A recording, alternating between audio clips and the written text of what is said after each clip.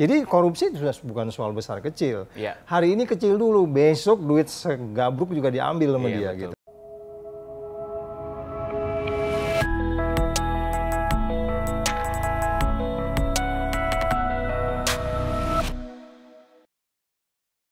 Welcome to Cameo Project. Langsung pencet tombol subscribe.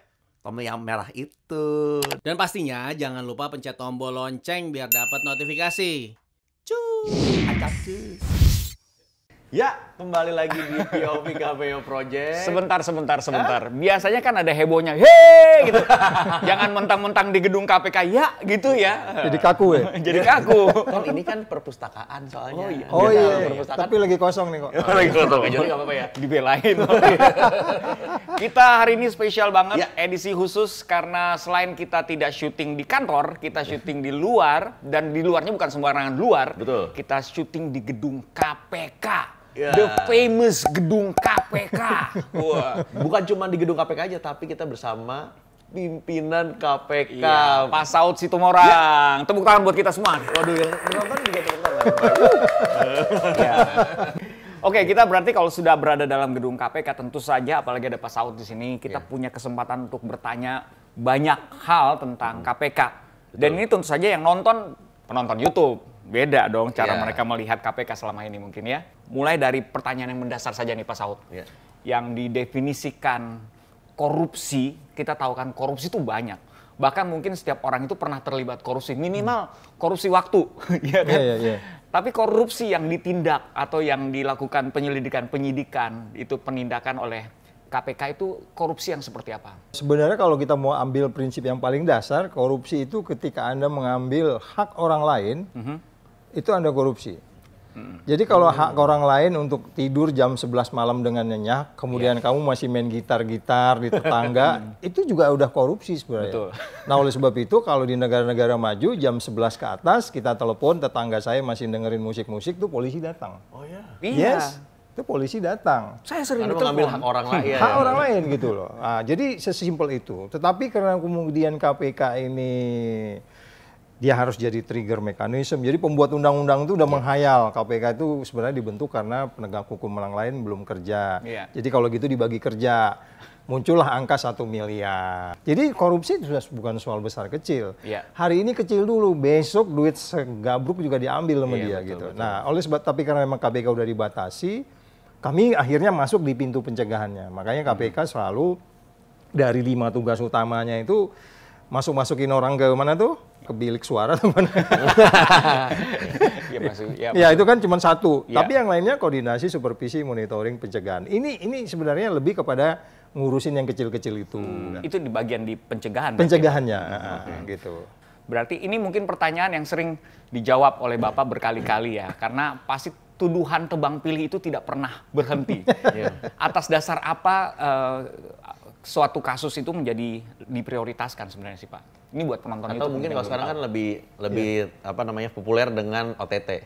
Ya, jadi sebenarnya karena memang ada satu deputi bahkan yang bertanggung jawab terhadap pengaduan masyarakat. Jadi setahun tuh ada 7.000 surat. Ya, 7.000 surat ya. 7.000 surat itu 30% tuh punya potensi loh. Jadi bayangin kalau 30% punya potensi, sebenarnya KPK kalau cukup orang sehari itu bisa menjarakan 5 orang sebenarnya. Ya kalau 7.000 ambil 30%, 30% dibagi 365 hari, itu ketemu angka 5. Jadi sehari itu kita harusnya bisa menjari orang 5 sebenarnya kalau lihat dari itu. Kenapa saya mendadak pusing ya Pak? Ini normal atau saya membayangkan 7.000 surat, satu surat aja ditindaklanjuti nggak semudah itu kan? Maksudnya kan harus ada penyelidikan. Nah itu yang susahnya di situ, makanya muncullah tadi tebang pilih, Pak Saud pilih-pilih kasih, bahkan menjelang pemilu Pak Saud itu nyanangkepin calon yang satu katanya begitu kan, itu muncul kan ada maksudnya bukan Saud KPK gitu ya. Nah itu yang kita maksudkan bahwa memang gak gampang untuk melakukan penyelidikan. Ketika kita harus memulai penyelidikan terus kemudian itu sudah ada 2 bukti yang cukup, sudah ada indikasi-indikasi yang dikirim-kirim itu juga memang ada yang detail. Ada yang bakal spouse-nya ngirim itu duit di kamar, di foto gitu, mungkin sebel kali ya. Nah jadi itu maksudnya adalah ketika kita memulai suatu penyelidikan dan kemudian masuk ke penyidikan, ke penuntutan, proses itu panjang.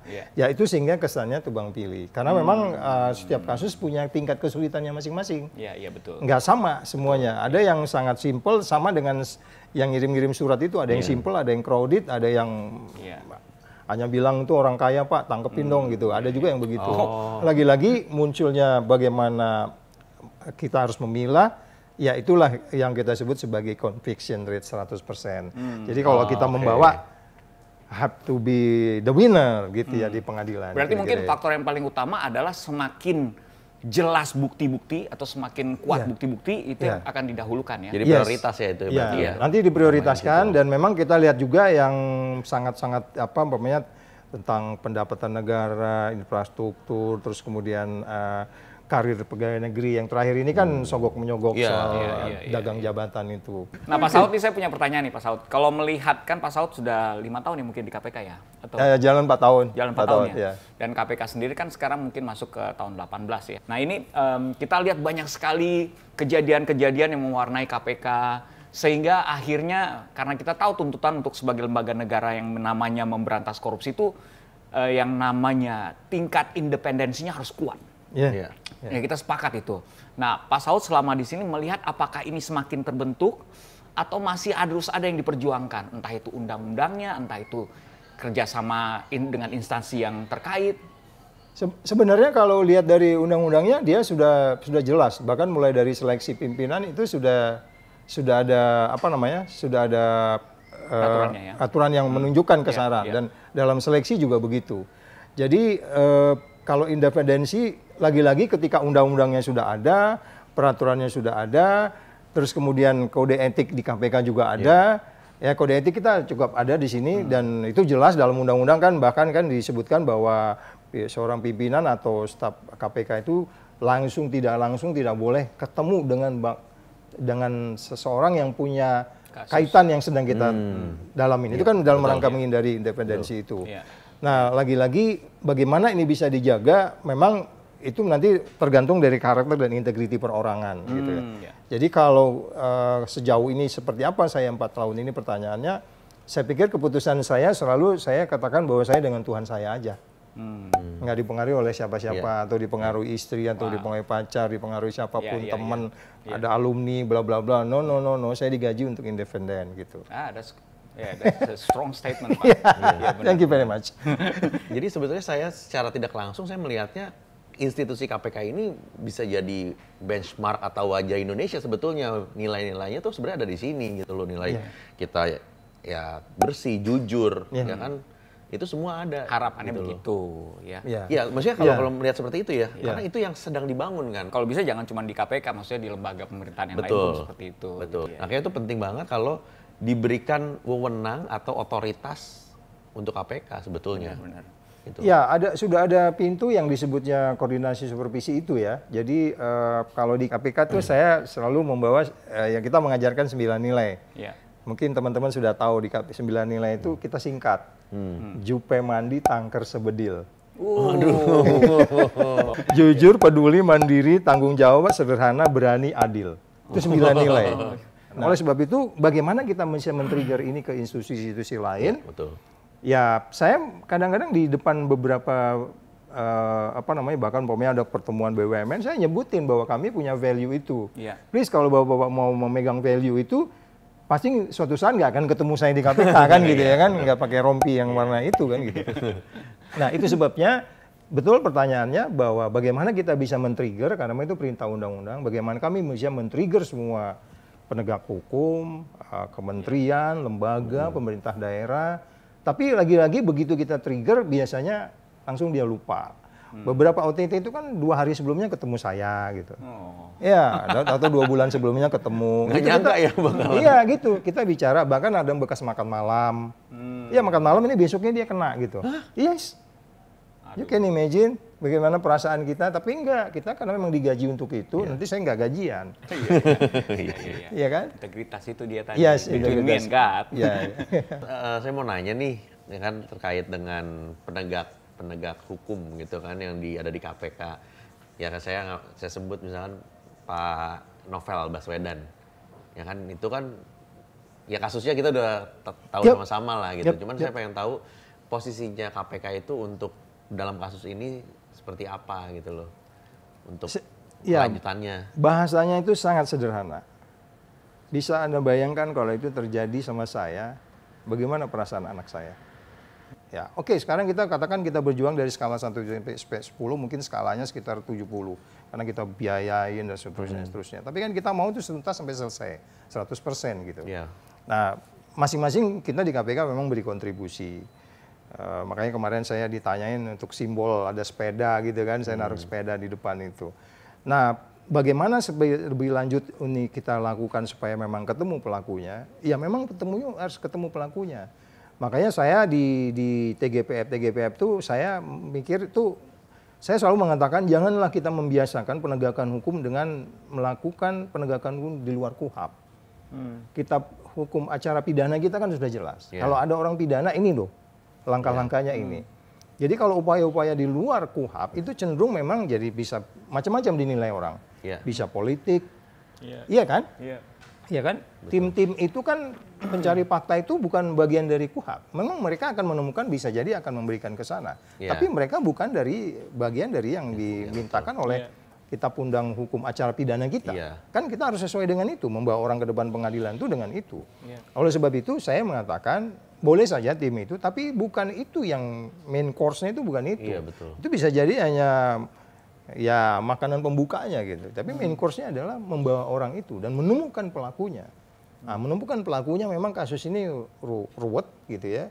Karena memang nggak ada indikator sedikit pun dari wajah dan seterusnya. Tapi kemudian tidak ada kejahatan yang sempurna, itu pasti. Makanya mungkin ini soal waktu kalau saya bilang. Jadi pelan-pelan dicari sama dengan KPK kadang 7 tahun baru ketemu. Tapi yang paling penting ada proses tahapannya, betul. ada proses tahapan kemajuan dan nggak boleh berhenti gitu. Iya. Otherwise orang takut nanti Iya. bekerja di KPK, Iya. ya kan? Betul, dampaknya ke situ. Iya itu dia. Iya benar. Tapi memang ada satu kesulitan dalam hal misalnya kita tahu dalam pencegahan mungkin salah satunya tindakan pencegahan kita kan pasti apalagi kalau KPK ini kan harus mensosialisasikannya baik itu ke masyarakat, ke sekolah segala macem, Iya. ya kan. Cuman pertanyaannya adalah pendekatan apa yang dipakai karena ini kan mengajarkan orang untuk tidak korupsi. Apakah kita harus mengajarkan lewat pendekatan agama? Bagaimana nih cara KPK selama ini melakukan sosialisasi ini? Ya, jadi semua media kita gunakan dan kalau menurut undang-undang itu KPK harus masuk di semua jenjang pendidikan. Jadi saya mendongeng di depan PAUD yang baru belajar jalan terus diajak dongeng, ya kan? Apalagi di TK, SD, SMP sesuai dengan jenjangnya. Jadi kalau nanti sudah mulai SD sudah mulai bikin gambar-gambar, ya kan? Nilai-nilai 9 nilai tadi itu terus kita bikin film kartun, ya. Terus anak-anak yang mulai SMP bisa ngelihat ada tokoh yang kita bangun, Panji, KPK, Kirana Panji Krisna, disingkat tokoh. Nah.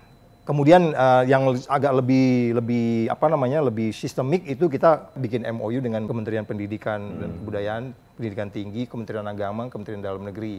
Bagaimana kurikulum ini, apakah memang pelajaran itu bikin satu pelajaran anti korupsi atau dimasukin di dalam pelajaran PPKN atau pelajaran apapun, ya terserah. Nah, oleh sebab itu kalau kita bicara bagaimana kita bisa mensistemikan pelajaran membangun behavior ini kan korup ini kan korup mannernya behavior kan.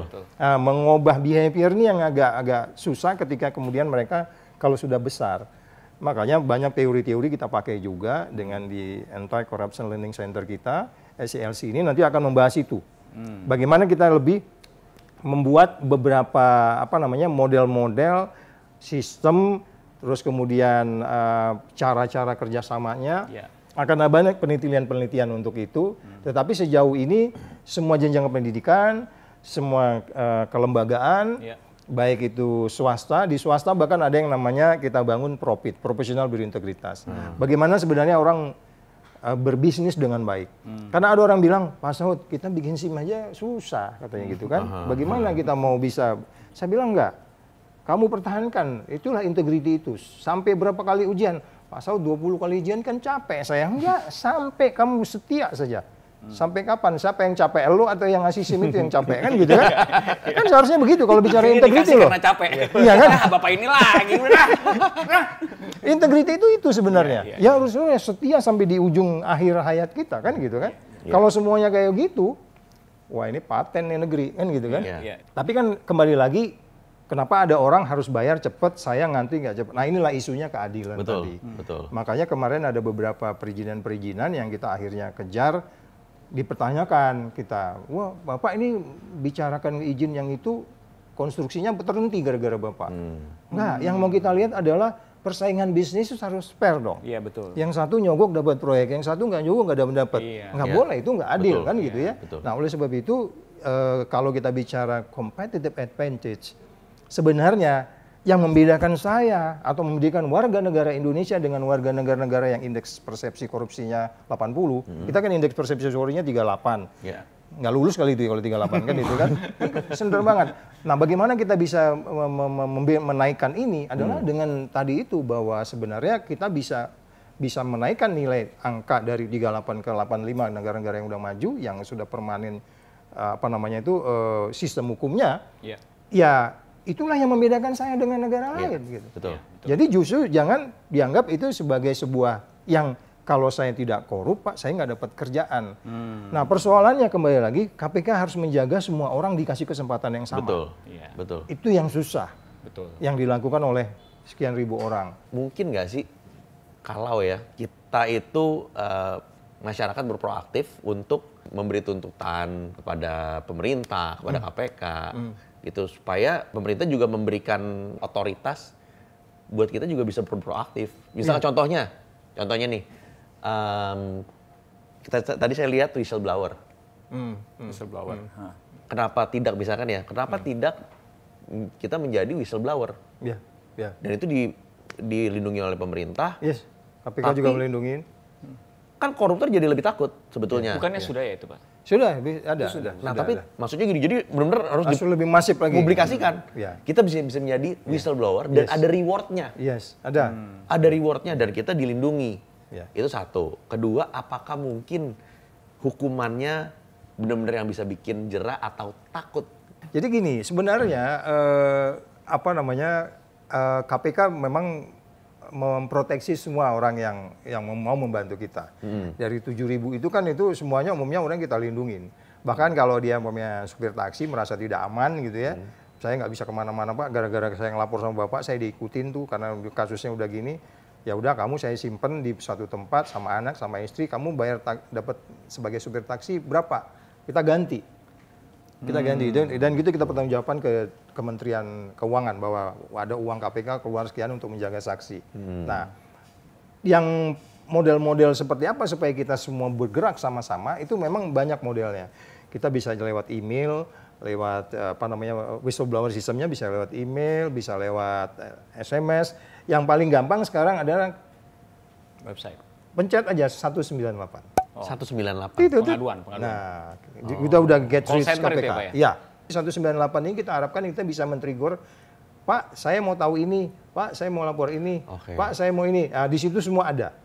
Itu baru awal tahun ini kita sudah mulai 198 itu dengan harapan bahwa nantinya kita bisa mengajak orang sama-sama untuk aware sama-sama ya dan lebih sederhana gitu dan itu ya nggak bayar ya pasti teleponnya.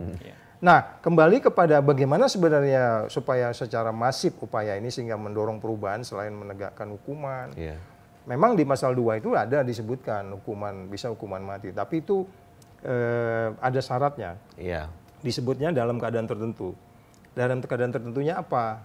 Jadi dalam keadaan tertentu orang bisa dihukum mati pertama kalau dia korupsinya berulang-ulang. Berulang-ulang. Pengulangan disebut kata-katanya itu, pengulangan. Makanya kemarin kan Nggak ada jerak pertanyaan berarti yang kemarin kepala daerah yang kena yang lagi. nyalonin itu kan ditanyain orang, kena nggak pasal itu? Dia pasalnya bukan pasal kerugian negara. Dia kemarin itu pada suap. Ya, itu pasalnya beda. Hukuman mati itu di pasal 2. Ada kerugian negara dihitung dulu.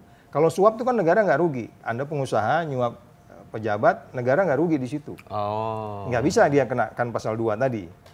Ya, jadi harus pasal 2 itu menggambarkan kerugian negara dan pada bagian lain kalau dia berulang-ulang pengulangan, terus yang lain syaratnya adalah Kalau dia korupsi di bencana alam yang menyengsarakan orang banyak, ada bencana alam nih, kita mau ngasih dana di situ, tiba-tiba dikorupsi sama dia, itu boleh. Gitu. Nah itu sangat ini ya.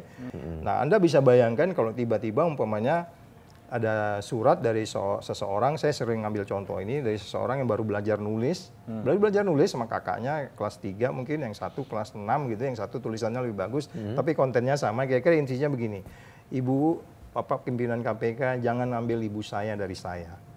Sedih nggak dengar kayak gitu? Sedih lah. Kita akhirnya kalau tadinya wah dia gimana gitu kan. Jadi makanya orang bilang, kok Pak Saud kadang-kadang hukumnya rendah banget gitu kan. Jadi kadang-kadang kan begitu.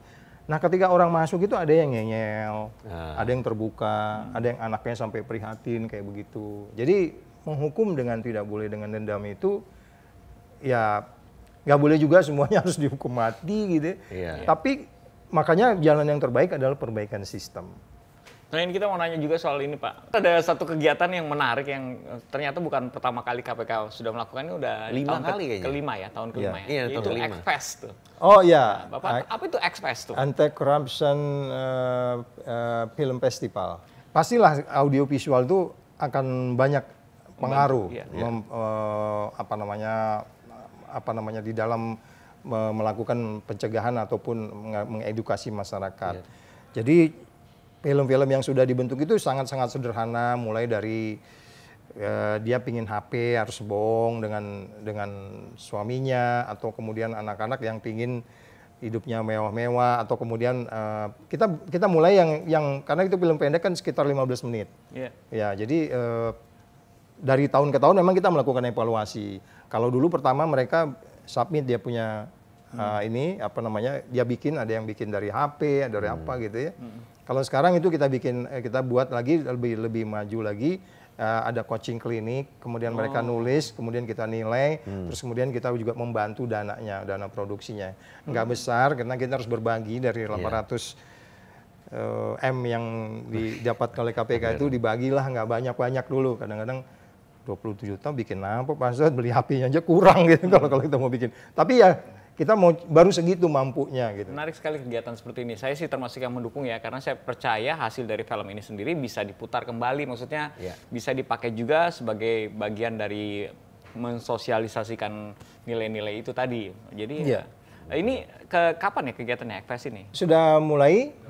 Ya. Dan saya pikir nanti dia terakhir Agustus ya, terakhir untuk submitnya. 15 Agustus. Dan ini video-videonya bisa ditonton di mana Pak?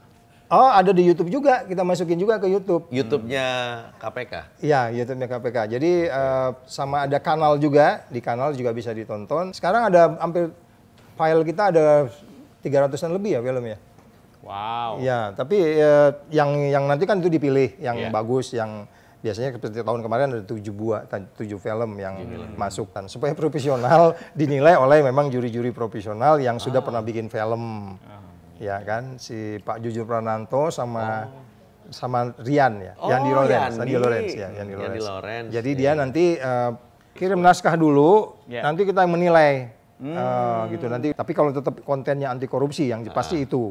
Nanti kemudian itu dinilai, ya baru kemudian dapat 7, kemudian kita produk, bahkan kita bisa kasih talent ya, memilih talentnya siapa.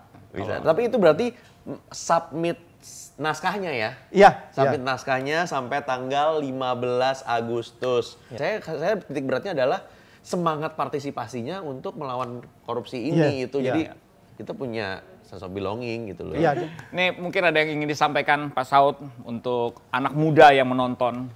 Generasi berikutnya. Iya, sebenarnya integritas atau integrity yang by definition yang 9 nilai tadi itu, jujur, peduli, mandiri, tanggung jawab, berani, adil, sederhana, dan seterusnya.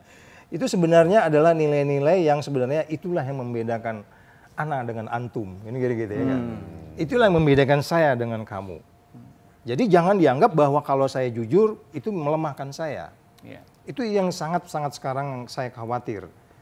Sederhana itu bukan berarti kita harus ngikuti perkembangan zaman. Kalau enggak nanti kita enggak akan, itu sesuai dengan kemampuan gitu. Jadi artinya menjabarkan setiap nilai tadi, nilai jujur pun kadang-kadang bisa diperdebatkan. Tapi sebenarnya setiap kita paham 9 nilai itu kalau kita jalani dan itu yang diajarkan oleh Tuhan sama kita, ya kan? Saya mengatakan makanya selalu kepada anak-anak tuh di kelas, pinter saja tidak cukup. Ya. Ya. Yang paling penting itu adalah integritas. Karena apa? Di dalam integritas itu ada Tuhan di dalamnya.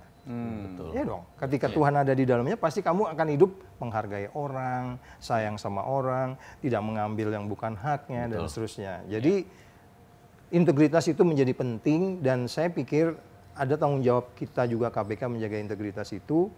Kalau bahasa sederhananya kami selalu mengatakan kami datang ke daerah untuk menjaga orang-orang baik di daerah. Yes, itu orang-orang kepala daerah itu tadinya orang-orang baik. Minimal ketua OSIS dulu dia. Ya nggak? Iya dong, ketua OSISnya sudah baca proposal juga kan kita dulu kan. Ya kan? Nggak punya training. Nah oleh sebab itu menjaga orang-orang baik itu, menjaga orang-orang tetap berintegritas itu tugasnya KPK.